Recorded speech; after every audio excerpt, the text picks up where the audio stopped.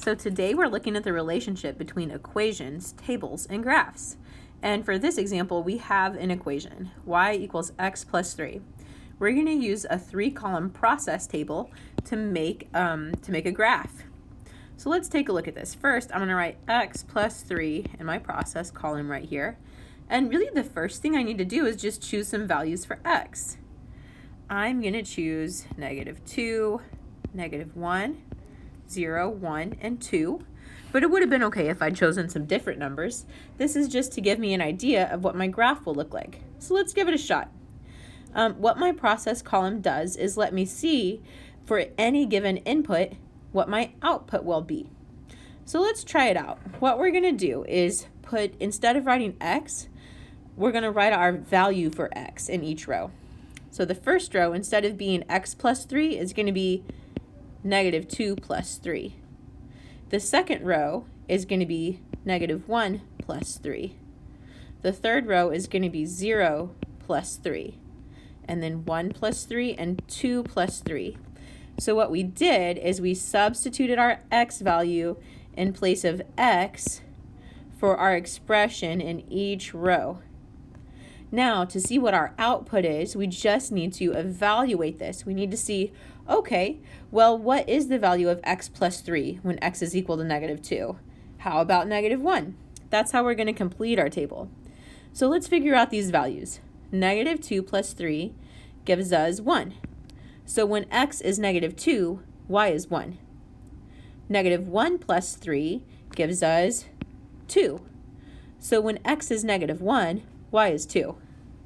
0 plus 3 gives us 3. So when x is 0, y is 3. 1 plus 3 is 4, and 2 plus 3 is 5, and we could keep on going. There we go. Now we've got our 3-column process table here, and we can see how x and y are related very clearly. In each case, y is 3 more than x. This relationship is using addition, so we would say that this is an additive relationship. We're adding 3 to x each time to get y. So we've got some values in our table. Let's plot them in our graph. First, we need -2, 1. Next, we need -1, 2. Then 0, 3, 1, 4, and 2, 5. Each row of our table gives us a new ordered pair that we can plot on our graph. And that's going to show us what this function or what this relationship looks like when it's graphed. If you want to, you can even connect the dots that you've drawn, since this is a continuous relationship. So right now our equation shows us y equals x plus 3. Our graph shows us y equals x plus 3, and our table also shows us y equals x plus 3. This is 3 different ways of looking at the exact same thing.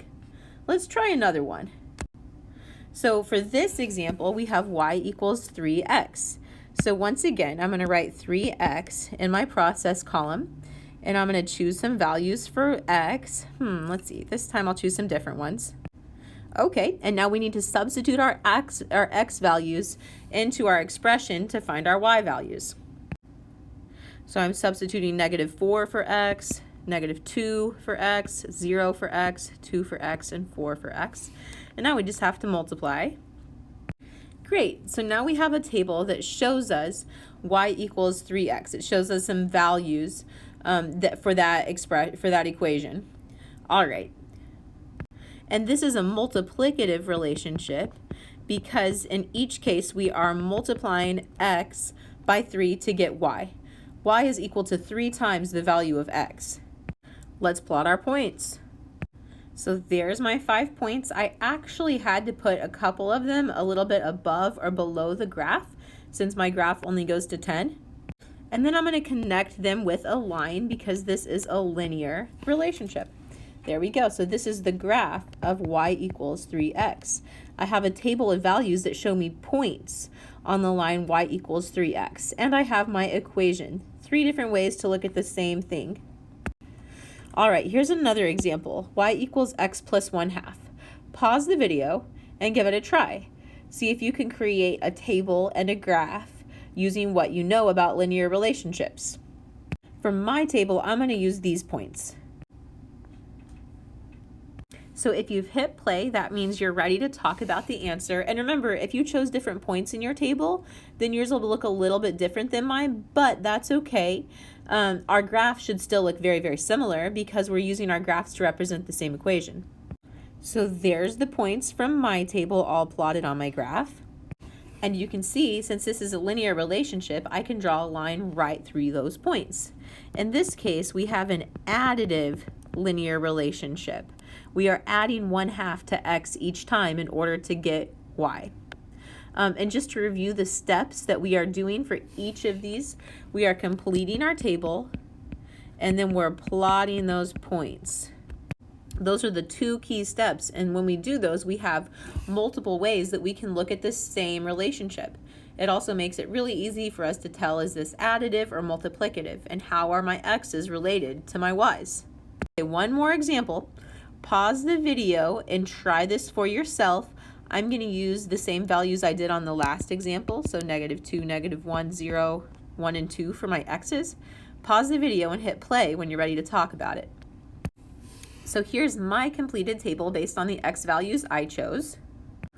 And here are those points represented on my graph. What do you guys think? Is this one additive or is it multiplicative? That's right, it's multiplicative because we are multiplying each x value by 1/2 in order to get our y values. So in a second, you're going to have some more practice examples to try on your own.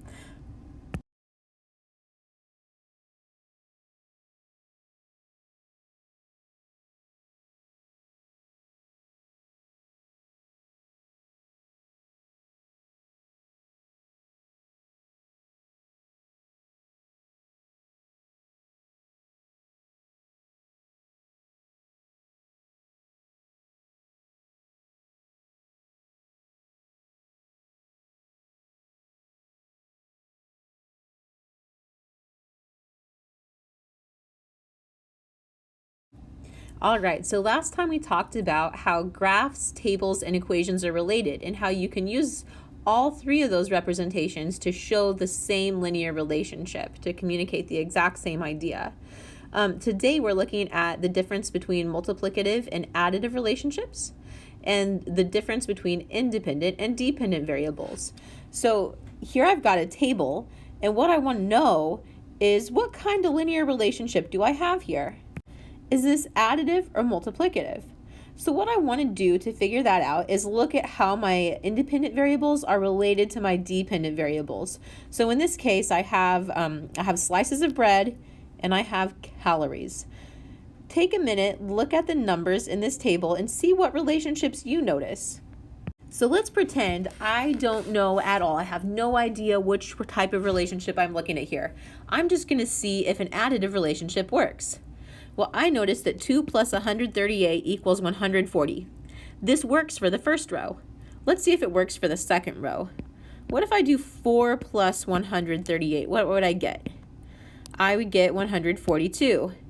Doesn't work for the second row because 142 is not the same as 280. It wouldn't work for the third row because 6 plus 138 would give me 144. So this is not an additive relationship. I can't use addition to describe the relationship that I see in each row of my table. Let's try multiplication. All right. So thinking about a multiplicative relationship, I could say, well, 2 times 70 is 140. Let's see if this works for the second row. I need to multiply by 70 and see if that works for the second row. Okay, 4 times 70.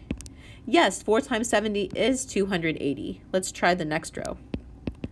6 times 70 is 420. And 8 times 70 is 560. So yes, this works. This is a multiplicative relationship.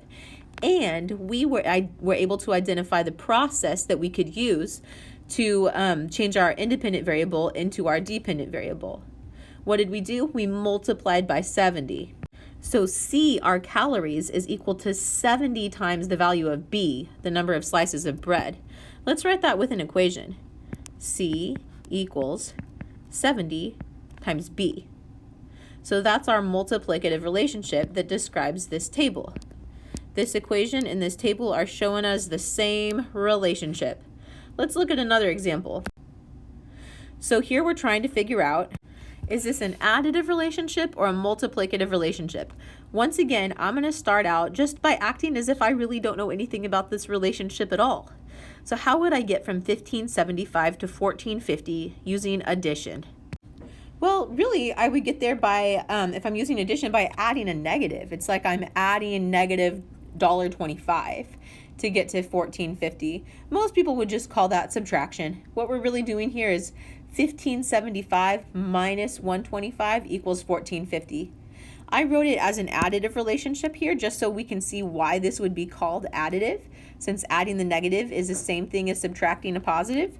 Either way you write it, let's see if it holds true for the second row. So if I do $9.50 and I take away $1.25, I get $8.25. So it works for the second row. I'm going to check the third and fourth rows really quick. Look at that. It checks out for all 4 rows. And one thing I want to point out about this table is my independent values are not always increasing in my left-hand column. I went from 1575 to 950 to 525 to 30, and that's okay. Our values are jumping around and we can be okay with that. We're still going to use the same process to check, is this additive or is it multiplicative? And in this case, it's additive. We're adding a negative 125 each time, or we're subtracting $1.25. So we could see that W is $1.25 less than D. We could write that as an equation like this. So even though this is subtraction, it's considered an additive relationship. And the reason is because we could write it as addition. We'd just be adding a negative. So in the next couple of slides, you're going to play a matching game to match some equations to their verbal descriptions, and you are going to do a little card sort to match the additive and multiplicative relationships to the correct categories.